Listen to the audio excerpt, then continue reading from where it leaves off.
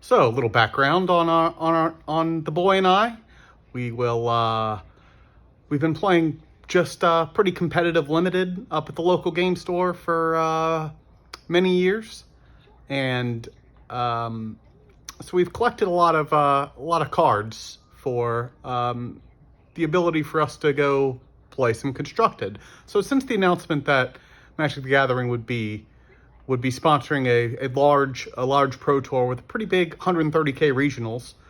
We have started making some trades, um, practicing lots of different decks. Pretty good deck builder. Since I started Magic almost when it started back in the mid '90s and um, maybe even early '90s. So back then, deck building was super important because the internet was not easily accessible. People just didn't go on there and make decks, and just be able to get decks. Back then, there was also a much smaller card pool. Um, but it's been fun to dive into Pioneer. I've recently banned a couple things, Expressive Iteration and Winota. So luckily, I wasn't using either one of those in any of my builds. So, but it's been really fun for me to try to do a little trading. I don't like doing a lot of trading. Did mostly selling to stores and then buying from stores with the credit.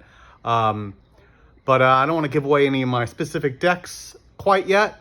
But the first qualifier is July 3rd. So after that, I will let everyone know how the boy and I did, and what kind of decks we were using, and what kind of changes we've made, how we got to those decks, and where we're gonna go from there.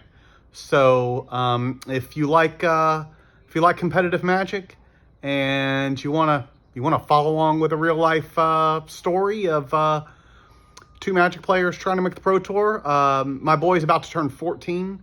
I taught him to play Magic when he was super young, but he's been playing a lot and pretty reasonably since he was about 8.